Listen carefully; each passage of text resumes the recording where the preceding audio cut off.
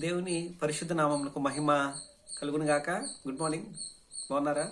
51వ కీర్తనలో మనం చూసినట్లయితే అది పశ్చాత్తాపానికి, దేవుని దగ్గర క్షమాపణ వేడుకుంటున్న దావీదును మనం ఆ కీర్తనలో చూస్తాం. అది దావీదు పాపం చేసినప్పుడు నాతాను ప్రవక్త వచ్చి నువ్వు పాపం చేశావు అని చెప్పగానే తను మోకరిల్లి కన్నీరు మున్నీరై విలపించి పశ్చాత్తాపంతో దేవుణ్ణి క్షమించమని వేడుకుంటున్న కీర్తనగా ఈ కీర్తన మనకు కనిపిస్తుంది. ఏమంటాడంటే చివర వచనాల్లో, ప్రభువా నా నోరు నీ స్తుతిని ప్రచురపరుచున్నట్లు నా పెదవులను తెరువుము అంటాడు. దహన బలి నీకు ఇష్టమైనది కాదు, విరిగిన మనసే దేవునికి ఇష్టమైన బలి. విరిగి నలిగిన హృదయాన్ని నువ్వు అలక్ష్యము చేయవు అంటాడు. ఏమంటాడు? నా నోరు, నా నాలిక, నా స్వరము ఏది నిన్ను గొప్ప చేయాలి అంటే నీ వాక్యాన్ని నాయన, నిన్ను స్తుతించాలి, నిన్ను మహిమపరచాలి, నిన్ను ఘనపరచాలి అనే ఇది మాకు నువ్వు ఇచ్చావు.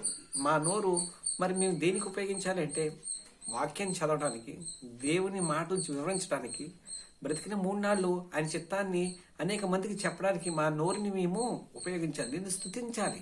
మరి ముఖ్యంగా నువ్వు దహన బలిని కోరుకునేవాడు కాదు, నోటి స్థుతుల మీద మా నోటి స్థుతుల మీద ఆసీనుడు అయి ఉన్న దేవుడు నాయన అని చెప్పి దావీదు తెలుసుకున్నాడు సత్యాన్ని. మన నోటితో మనం ఏం చేయాలంటే దేవుణ్ణి స్తుతించాలి, దేవుణ్ణి ఆరాధించాలి. తద్వారా మనము క్షేమాభివృద్ధిని పొందుకుంటాం. ఇంకేమంటాడు? విరిగిన మనసే దేవునికి ఇష్టమైన బలులంట. నీ బలి ఏంటి? నువ్వు దేవుడు నీ దగ్గర నుంచి ఆఫరింగ్ కోరుకోడు. మనం ఆదికాండంలో అదే వాక్యాన్ని చూస్తాం. మొదటగా హేబేలు దేవుడు లక్ష్య పెట్టెను, తర్వాత అతని అర్పణను కూడా ఆయన లక్ష్య పెట్టాడు. ముందుగా వ్యక్తిని ఆయన లక్ష్య పెడతాడు, క్యారెక్టర్ని ఆయన లక్ష్య పెడతాడు, ఆయన గుణంగా విధేయత చూస్తాడు, భయభక్తుల్ని చూస్తాడు. దేవుడు తద్వారా మనం ఇచ్చే ఆఫరింగ్ తర్వాత ఆయన లక్ష్య పెడతాడు. మనం ముందుగా దేవునికి కావాల్సింది నీ హృదయము ఆయనకి ఇవ్వాలి. అందుకనే విరిగిపోయి నలిగిపోయిన హృదయాన్ని నువ్వు అలక్ష్యం చేయుదేవా అని దావీదు గుర్తెరిగి చెప్తున్నాడు. మనుషులైతే అలక్ష్యం చేస్తారు, మనుషులైతే పట్టించుకోరు, మనుషులైతే హేళన చేస్తారు. కానీ దేవుడు, నీ హృదయం భద్రైపోయిందా? నీ హృదయము వేదనతో నిండిపోయిందా? శోక సముద్రం కింద ఉందా? నీ తీరని సమస్య గుండా నువ్వు వెళ్తున్నాడు. దేవుడు నిన్ను అర్థం చేసుకుంటాడు, దేవుడు నిన్ను ఆశ్రయంగా ఉంటాడు నువ్వు అడిగితే. ఇంకేమంటాడు?